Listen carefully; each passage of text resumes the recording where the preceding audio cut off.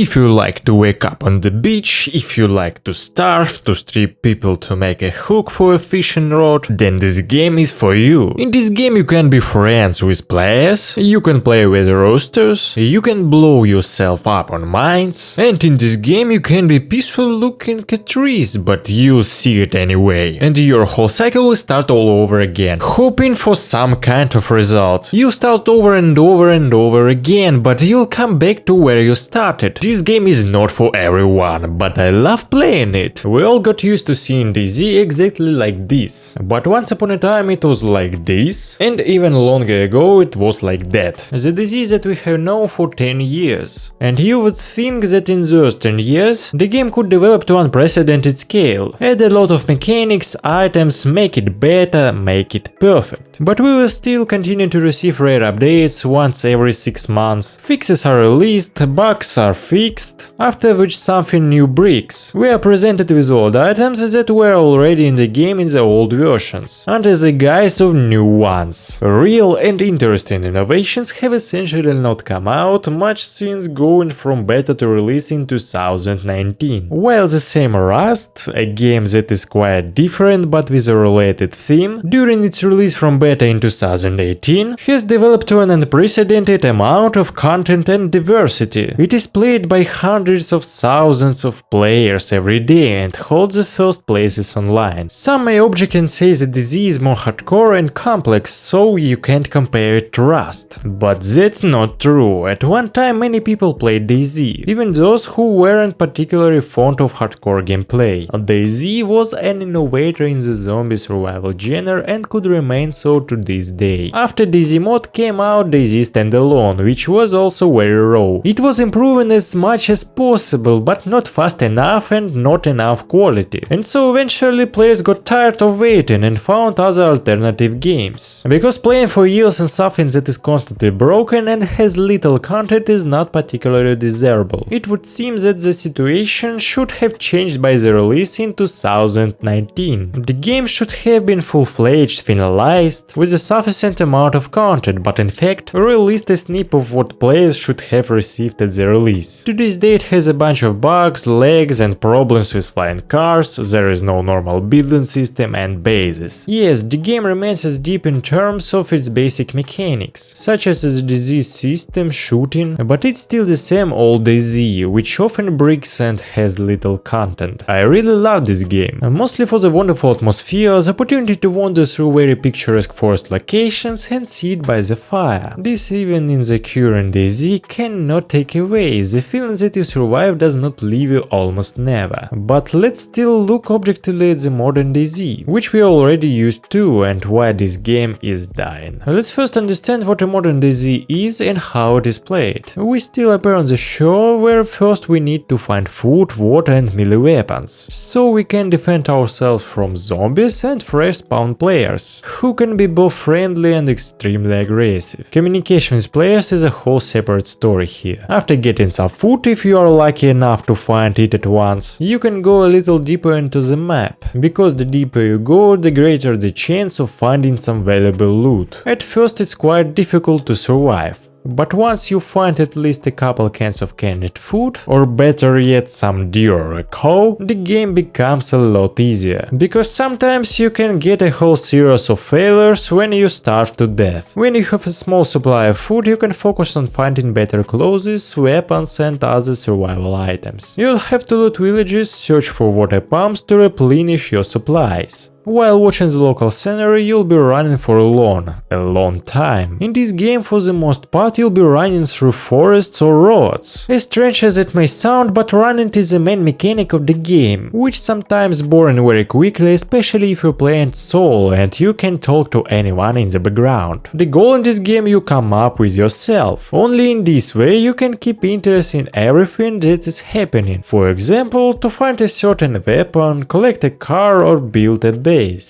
Only after making a plan of action in your head you can start gameplay, because mindlessly run and survive here you will not be able to. After searching for basic supplies you should go to the nearest military base on the map to arm yourself a little better, because the further you move the more dangerous will be ahead. Of course you can play the role of a simple hunter, find some blaze or tundra and wander through the forest in search of prey. But this is a separate kind of fetish. Military bases are always tense. They may already be looted or even pre-mined,